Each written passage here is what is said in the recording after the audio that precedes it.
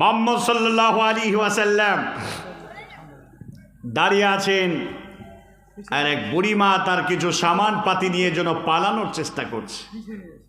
রাসূল করিম সাল্লাল্লাহু আলাইহি ওয়াসাল্লাম বুড়িমাকে বললেন, ও বুড়িমা, এত কষ্ট করে আপনি কোথায় যেতে আছেন? বলে, আজকে মক্কা জয় করতে এসেছে মুহাম্মদ, একটাও আমাদের মতো মানুষকে বাঁচিয়ে রাখবে না, সবকে হত্যা করে মাটিতে পুঁতে দেবে। তাহলে আপনি কোথায় যাবেন? বলে, ও বাবা, একটু গাছের আড়ালে বা পাহাড়ের আড়ালে আমি একটু হতে যাই। নবীজি বললেন, সামান পাতিগুলোকে আপনার একটু আমি আড়ালে করে দেওয়ার জন্য সহযোগিতা করতে পারি। বিশ্বনবী তার সামান পাতিগুলো নিয়ে আড়ালে করে দিলেন। বুড়িমা বলছে, বাবা, এই কঠিন পরিস্থিতিতে তোমার মতো মানুষ যে থাকবে এটা আমার ভাবনার বাইরে ছিল। বাবা, তুমি কে? একটা বা তুমি তোমার পরিচয়টা দাও এত বড় উপকার করার জন্য। জিগাই মুহাম্মদ সাল্লাল্লাহু আলাইহি ওয়াসাল্লাম বললেন, ও বুড়িমা, যার ভয়ে আপনি নিজের বাসস্থানকে ত্যাগ করে দিয়ে প্রাণের ভয়ে গাছের আড়ালে, পাহাড়ের আড়ালের, পাথরের আড়ালে লুকানোর চেষ্টা করছেন, তিনি হলাম আমি নবী করিম হযরতে মুহাম্মদুর রাসূলুল্লাহ সাল্লাল্লাহু আলাইহি ওয়াসাল্লাম। আল্লাহর নবী পরিচয় যখন দিলেন, এই বৃদ্ধা মহিলা অবাক চিত্তে নবীদের দিকে তাকিয়ে থেকে বলে, তোমার ব্যাপারে এত কটু মন্তব্য শুনেছি, আর তোমার ব্যাপারে আমার যে কনসেপ্ট, যা ধারণা ছিল, তা তুমি একটা বিভৎস বাজে মানুষ বলে মনে হতো। তাই আজকে আমি পৃথিবীতে যতদিন বেঁচেছি, এই দুনিয়ার মধ্যে ততদিন থেকে নেওয়ার পর্যন্ত মানুষ দেখলাম না, কিন্তু আজকে যেন মনে হয় একটা মানুষ আমার নজরে আসলো, তিনি তুমি। নবী আর দেরি নয়, এত বড় মানুষটার আশ্রয় কেমনে আমি পরিত্যাগ করে চলে যাই? তোমার মন্ত্রটা একবার আমাকে তুমি পড়িয়ে দাও। নবীজি বললেন, বলো লা ইলাহা ইল্লাল্লাহ মুহাম্মাদুর রাসূলুল্লাহ। ভাইরা আমার, বন্ধুরা আমার, সেই জামানাত শত শত নয়, হাজার হাজার বেদিনীরা ইসলাম কবুল করেছে। নবীজির আদর্শে, নবীজির ব্যবহারে, নবীজির চরিত্রে আল্লাহ তাবারক ওয়া তাআলা সেই নবীর আমরা উম্মত হিসাবে আমরা দাবি করি। ভাইরা আমার, বন্ধুরা আবার, সারা পৃথিবীর ঋষি মনীষীদের জীবনের নাম লেখার জন্যে, জীবনী লেখার জন্যে মাইকেল এইছাট এক লাইফ হিস্ট্রি রচনা করার এক বই লিখতে শুরু করলেন।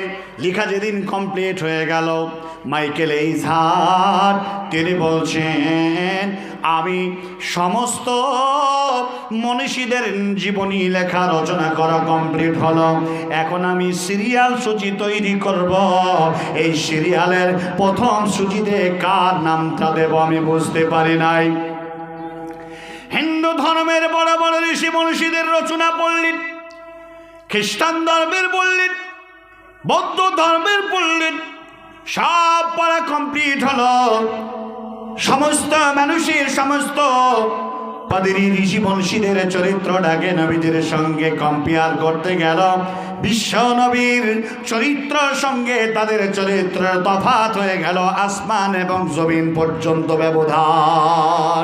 যারা বলে নারে তাকবীর, মুহাম্মদুর রাসূলুল্লাহ সাল্লাল্লাহু তাআলা আলাইহি ওয়াসাল্লামের নামটা এক নম্বর সিরিয়ালে আমি, আমার কলম বেঈমানি করতে পারবে না। অতএব নবীর এক নম্বরে উত্তম চরিত্রের অধিকারী হলেন হযরত মুহাম্মদুর রাসূলুল্লাহ, যারা বলেন সাল্লাল্লাহু আলাইহি ওয়াসাল্লাম। এই জন্যে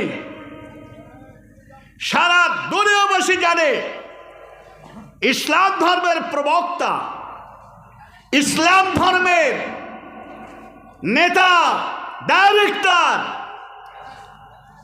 ইমামুল আম্বিয়া, খাতামান নবিয়্যিন, লা বা'দা নবিয়্যিহ, মুহাম্মদুর রাসূলুল্লাহ সাল্লাল্লাহু আলাইহি ওয়াসাল্লাম। তিনি হলেন শেষ জামানার লাস্ট প্রফেট, দ্য মেসেঞ্জার, হযরত মুহাম্মদুর রাসূলুল্লাহ সাল্লাল্লাহু আলাইহি ওয়াসাল্লাম। প্রিয় ভাইরা, সম্মানিত মা ও বোনেরা, আজকে আমি আপনার কাছে এই স্বল্প সংখ্যক শ্রোতা হলেও আমি যে কথা বলতে এসেছি তা হলো এই জামানায় যতই তারা কলা কৌশল অবলম্বন করুক না কেন, নবী করিম সাল্লাল্লাহু আলাইহি ওয়াসাল্লামের উম্মত যারা বলিষ্ঠ কণ্ঠে তারা আল্লাহকে বলেছিল, ইন্নাল্লাযীনা ক্বালু রাব্বুনাল্লাহ সুম্মা ইসতাকামু তাতানাজ্জালু আলাইহিমুল মালায়েকা আল্লা তাখাফু ওয়া লা তাহজানু ওয়া আবশিরু বিল জান্নাতিল্লাতী কুনতুম তুআদুন। যারা আল্লাহ ছাড়া কোনো ইলাহ নাই, কোনো মাবুদ নেই, এই স্বীকারোক্তি যারা দিয়েছিল আর যারা দিয়েছেন, পার্থিব জগতের নানান ধরনের নির্যাতন, অসহিষ্ণু জুলুম আরও কিছু আসবে, আর তার মধ্যে যদি আপনি টিকে থাকতে পারেন, এইরকম এশাইয়ার হাজারো বার আসবে যাবে, আসবে যাবে। তারা হাজারো নীলনকশা তৈরি করার পরেও আখেরি পয়গম্বর হযরত মুহাম্মদুর রাসূলুল্লাহ সাল্লাল্লাহু আলাইহি ওয়াসাল্লামের উম্মতকে ভারতবর্ষ কেন সারা পৃথিবী থেকে মুছতে পারবে না। জোরে বলেন ইনশাআল্লাহ। আজ হতচ্ছাড়া মানুষ আমরা। এশাইয়ার করা বাপের শক্তি থাকতো না মুসলিমদেরকে টার্গেট করে যদি এ মুসলমানদের রক্ত যদি মোহাম্মদ বিন কাসিমের মতো হতো, এদের বলিষ্ঠ ইমাম যদি সুলতান সালাহুদ্দিন আইয়ুবীর মতো হতো, এদের বলিষ্ঠ ইমান যদি নবীজির সাহাবাদের মতো হতো, তাহলে এই মানুষদেরকে নিয়ে কল্পনা করা তো দূরের কথা, চোখ তুলে তাকানোর তারা সাহস পেত না। একটি কথা জেনে রাখবেন, সারা পৃথিবীর বাতিল সংখ্যক লোকেরা, আমি মুসলিম চিরনবী, মরণকে করি না ভয়, মরলে শহীদ বাঁচলে গাজী, এটাই আমার পরিচয়। যারা বলে নারে তাকবীর। কোনদিন মুসলিমের রক্ত বিফলে যাবে না। ৫৭,০০০ আহলে হাদিস আলেমের রক্তের বিনিময়ে ভারত স্বাধীন হয়েছে। প্রয়োজনে আবার ওই সেকুলার দেশকে টিকিয়ে রাখার জন্য মুসলিমরাই বেশি ভারতের মাটিতে প্রাণ দিয়ে আবার এই সন্ত্রাসকে আবার এই ভারত থেকে মুক্ত করবে। জোরে বলেন ইনশাআল্লাহ। কোরআনের বিরোধিতা যতই করো, নবীজির বিরোধিতা তোমরা যতই করো, আমাদের ভরসার, আমাদের ইয়াকিনের জায়গা, আমাদের তাওয়াক্কুলের জায়গা একমাত্র আল্লাহ কেন্দ্রিক। আর পৃথিবীতে আমাদের অভিভাবক হলেন কে? জোরে বলেন কে? আল্লাহ। তাহলে এই পরিস্থিতিতে আমাদের করণীয় কি? এইভাবে দাঁড়িয়ে রাখবেন না, নামাজ পড়বেন না, গুটকা খাবেন, জর্দা খাবেন, গোল, খৈনি, মদ, জুয়া, আফিং, নেশাদার দ্রব্য ত্যাগ করবেন না, চুরি করবেন, সুদ খাবেন, জিনা ব্যভিচার করবেন,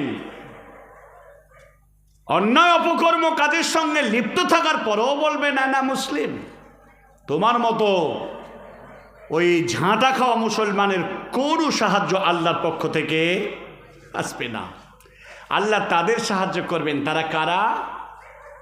আল্লাহ যাদেরকে পবিত্র কোরআনুল কারীমের মধ্যে এ সার্টিফিকেট দিয়েছেন, এর মধ্যে আপনারা কজন টিকবেন, মায়েরা কজন টিকবেন, আমরা কজন টিকব, আপন আপন হৃদয়ের জায়গায় হাত দিয়ে আপনি জবাব দেবেন নিজে নিজে। আল্লাহ বলছেন, বিসমিল্লাহির রহমানির রহিম, ইন্নাল্লাহা ইশতারা মিনাল মুমিনিনা আনফুসাহুম ওয়া আমওয়ালাহুম বিআন্না লাহুমুল জান্নাহ ইয়াকাতিলুনা ফি সাবিলিল্লাহি ফায়াকতুলুনা ওয়া ইয়াকতালুন ওয়া'দান আলাইহি হাক্কান ফিত তাওরাতি ওয়াল ইনজিল ওয়াল কুরআন।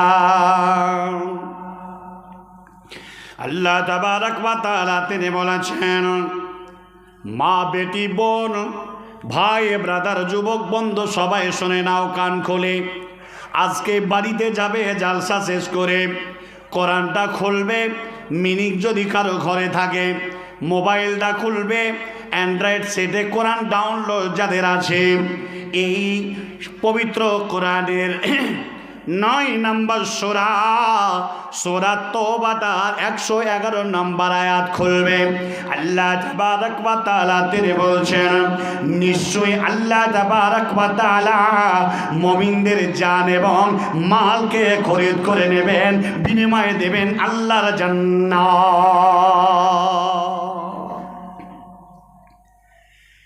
বিনিময়ে জান্নাত দিবেন তারা কেমন হবে?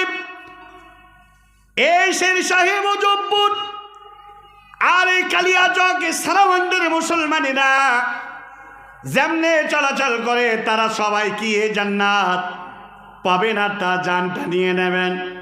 সবার জান নেবেন না, সবার মাল নেবেন নাও, কিন্তু আল্লাহ বিনিময় দেবেন জান্নাত।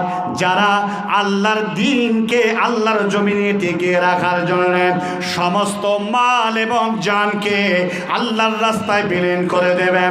মারতে যদি কেউ আসে, মুসলমানের গায়ে যদি কেউ আঘাত আনে, আঘাত আনলে পাল্টা প্রতিঘাত দেবে, মারবে। আর তাদের মার খেতে গিয়ে যদি প্রাণ চলে যায়, শহীদ হয়ে যাবে। এই লোকেরা আল্লাহ তাবারক ওয়া তাআলাকে বড়ই বিশ্বাস করেছিল, বড়ই ঈমান এনেছিল। দায়িত্ব নিয়ে আল্লাহর দ্বীনকে, আল্লাহর জমিনকে আল্লাহর জমিনে টিকিয়ে রাখার জন্য তারা প্রাণপণে লড়াই করে তাদের শেষ বিন্দু রক্তটা আল্লাহর রাস্তায় বিলীন করে আল্লাহর জান্নাত হাসিল করবে। এই জন্যে তারা আল্লাহর রাস্তায় লড়াই করবে, মারবে এবং তারা মরবে। এই লেখকদের জন্য জান্নাত। আল্লাহর রাস্তায় যারা দিয়েছে প্রাণ, তাদেরকে তোমরা মৃত বলো না, বরঞ্চ তারা জীবিত। অনেক কথা বলা যায়, এই মাইক্রোফোনের সাউন্ড সিস্টেমের মাধ্যম দিয়ে চেয়ারে বসে অনেক কথা বলা যায়, কিন্তু বলতে পারি না। অনেক কথা বলতে বাধা, পরিস্থিতির অনুকূলে কথা বলতে হয়, মেপে যোগে কথা বলতে হয়। মুসলমানরা ভেবে চিন্তে কাজ করে না। আজকে যারা বাবরি মসজিদকে কেন্দ্র করে যারা যত টাকা দান করেছেন, আমি 1 টাকাও করিনি আর করবো না ইনশাআল্লাহ। আর যত মুরগি ছাগল, গত শুক্রবারে মুরগি মনে হয় 1 টেলার হবে যা দান করেছে, 1 লরি হবে। এখন আমি আপনাকে বলতে চাই, বাবরি মসজিদকে কেন্দ্র করে যত টাকা দিয়েছেন, বাবরি মসজিদ তৈরি হবে তো? নাকি বাবরি মসজিদকে নিয়ে আমি আপনি রাজনীতি খেলছি? যদি রাজনীতি হয়, এই মালটাকে নষ্ট করার কারণে সেও আল্লাহর আসামির কাঠগড়ায় দাঁড়াবে, আপনাকে দাঁড়াতে হবে। এতে কোনো সন্দেহ নেই, কোনো মায়ের লাল নেই। পরকালের মাটিতে আপনাকে কেউ রক্ষা করবে। আমরা বিবাদ চাই না, শান্তি চাই। ইসলামের অপর নাম কি যারা বলে? শান্তি। তাহলে আপনি একটা মসজিদে জেরার একটা বিতর্কিত একটা কোনো কিছু ইস্যু তুলে যদি আপনি সেটাকে কোটি কোটি টাকা তুলে যদি আপনি সেখানে মসজিদ করব বলে না, তারপরও আপনার বক্তব্য দিয়ে আমি শুনতে পাচ্ছি যে 90টা সিট যদি আপনারা আমাকে না পাইয়ে দেন, তাহলে বাবরি মসজিদ তৈরি করব না। এই টাকা, এই অর্থ হবে কি? এই রাজনীতি থেকে মুখ ফিরিয়ে নিতে হবে। ইসলাম আর বর্তমান মানব রচিত রাজনীতি তা যেন ভিন্ন। কথা বিশ্বাস করেন তো আপনারা নাকি? তাহলে সেই দিক থেকে আপনাকে সাবধানের সাথে আপনাকে পা ফেলতে হবে। প্রিয় ভাই সকল, প্রিয় ভাই সকল, আল্লাহর রাস্তায় আপনি যদি আল্লাহকে সন্তুষ্ট করার মানুষে যদি লড়াই করেন, দান দেন, দান খায়রাত দেন, স্বল্প সংখ্যক দান হলো আপনি উত্তীর্ণ জায়গায় পৌঁছাবেন। কেন? সেখানে আল্লাহর সাহায্য আছে। আমার কথা বুঝতে আপনাদের অসুবিধা হচ্ছে নাকি? তাহলে এখনো পরিস্থিতিতে এই লোকেরাই পাবে আল্লাহর জান্নাত। আজকের যে মসজিদের উদ্দেশ্যে উন্নতিকল্পে যে জালসার অ্যারেঞ্জ করা হয়েছে, একই নিজের মসজিদে গত আসামে আমি জালসা করতে গেলাম, তো দুইজন বৃদ্ধ এসে বলছেন, বাপজি কান্দ বান্দ করছে, বাপরি মসজিদ তৈরি হচ্ছে আপনাদের পশ্চিম বাংলায়, তো কিছু তো দিতে পারেন, 200 খান টাকা দিয়ে আমাকে 200 টাকা ধরিয়ে দিয়েছে। আমি বললাম, আমি তো এখন পর্যন্ত 1 টাকা দিইনি, আপনি কোন আশাতে কোন স্বার্থে দিচ্ছেন, নাকি পাবেন তো বাপ? ভালো করে বুঝবেন কথা। রাজনীতিবিদরা রাজনীতি করছে, সব কথাতে কান দিয়ে ইসলামকে তাদের সাথে ঘুলিয়ে ফেলা হবে না। এজন্যে আমি আজকে আপনার কাছে এই কথাগুলো বলে গেলাম, খুব গৌর ফিকির করে ভেবে পা ফেলবেন। আল্লাহ ওয়াদা করেছেন আপনাকে জান্নাত দেবেন, আপনার জান নেবেন, আপনার মাল নেবেন। 200 কোটি টাকা কেন, 2 টাকাও যদি নিঃস্বার্থ আল্লাহর রাস্তায়, এই মসজিদ ওই মসজিদ সে মসজিদ প্রয়োজন স্বার্থে যদি আপনি দান করেন, তাহলে হতে পারে আপনাকে আল্লাহ তাবারাক ওয়া তাআলা 2 টাকার বিনিময়ে আপনাকে জান্নাত দেবেন। প্রিয় ভাই সকল, আমি আপনার কাছে আরও কিছু কথা বলি। তাহলে এই লোকেরা আল্লাহর সন্তুষ্ট অর্জন না করতে পারলে 16 আনায় জিন্দেগিটা বৃথা। মুসলিমরা ভেবেচিন্তে যদি তাদের জীবনযাত্রা যদি অব্যাহত না রাখে, তাহলে এই মুসলিম পদস্খলন হওয়াটা তার জন্য স্বাভাবিক। ইন্না শাইতানা ইন্নাহু লাকুম আদুব্বুম মুবিন, শয়তান মানুষের প্রকাশ্য দুশমন। তাহলে কি করতে হবে? আল্লাহর জান্নাত দিতে গেলে কি করতে হবে? আসেন, আল্লাহ রাব্বুল আলামিন এই সূরা আত-তাওবার 112 নম্বর আয়াতে আল্লাহ বলছেন, বিসমিল্লাহির রহমানির রহিম, আত-তাইবুনাল আবিদুনাল হামিদুন, السائحون الراكعون الراكعون الساجدون الآمرون بالمعروف والناهون عن المنكر والحافظون لحدود الله وبشر المؤمنين। এই আয়াত থেকে আপনার বড় ধরনের শিক্ষা অর্জন করা যাবে। পৃথিবীর মানুষ সবাই পাপ করবে, আদম সন্তান এটাই স্বাভাবিক। কল্লু বানি আদম খাত্তা, প্রত্যেকটা আদম সন্তান ভুল করবে, পাপ করবে। কিন্তু নবীজি বললেন অখাইর খাত্তাউনা তাওয়াবিন, আর ওই খাতাকারী ওই পাপকারী হলো, ওই পাপী হলো সবচাইতে বড় উত্তম, যে নিজের সিদ্ধান্তটাকে চেঞ্জ করে নিয়ে আল্লাহর কাছে নতজান হয়ে নত শিরে বলবেন, হে পরওয়ারদিগারে আলম, জীবনের বুকে আমি আর পাপ করব না। তওবা ইলাল্লাহি তাওবাতান নাসুহা, এমন তওবা করবে রে যে তওবা জীবনে আসে পাপের দরজায় যাবে না। নবীজি বললেন এই পাপী হলো সবচাইতে আল্লাহর কাছে দামি। বন্ধুরে, এই জন্যে আল্লাহ তাবারাক ওয়া তাআলার নবীজি বললেন, এই আদম সন্তান যদি এই জেনারেশন এ জাতি যদি পাপ না করত, আল্লাহ তাবারাক ওয়া তাআলা তাদেরকে গুটিয়ে নিতেন, আবার একটা জাতিকে পাঠাতেন যারা পাপও করত, আবার আল্লাহর কাছে ক্ষমা চাইত। আল্লাহ রাব্বুল আলামিন সবচাইতে বেশি সন্তুষ্ট হন যারা পাপ করে পাপের ক্ষমা আল্লাহর কাছে চেয়ে নাই। বাপজিরে আমার, বন্ধুরে আমার, এজন্যে আল্লাহ বললেন তারা কেমন হবে? আত্তায়েবুনা, এরা তওবা করনেওয়ালা হবে। জীবনে বহু ত্রুটি করেছি, জীবনে বহু অন্যায় করেছি, এই অন্যায় থেকে আল্লাহর কাছে আমি ক্ষমা চেয়ে নিচ্ছি, আল্লাহর কাছে পাপ থেকে মাপ চেয়ে নিচ্ছে, তওবা করে নিচ্ছে। এই তওবা করনেওয়ালা। নাম্বার 2, ওয়াল আবিদুন, এরা ইবাদত করবে আল্লাহর, ওয়াল হামিদুন, প্রশংসা করবে তার সেই আল্লাহর, ওয়াসাইহুন, রোজা রাখবে তার জন্য। আল্লাহ রাব্বুল আলামিন বললেন শুধু তাই নয়, আর-রাকিউন আস-সাজিদুন, তার জন্য রুকু এবং সিজদা করবে। ভাইরা আমার, হে আমার জননী মা, আল্লাহ তাবারাক ওয়া তাআলা তারপরে তিনি বলছেন আল আমিরুনা বিল মারুফ ওয়ান নাহুনা আনিল মুনকার, তারা ভালো কাজের মানুষদেরকে আদেশ দেবে, মন্দ কাজ থেকে মানুষদেরকে বাধা দেবে।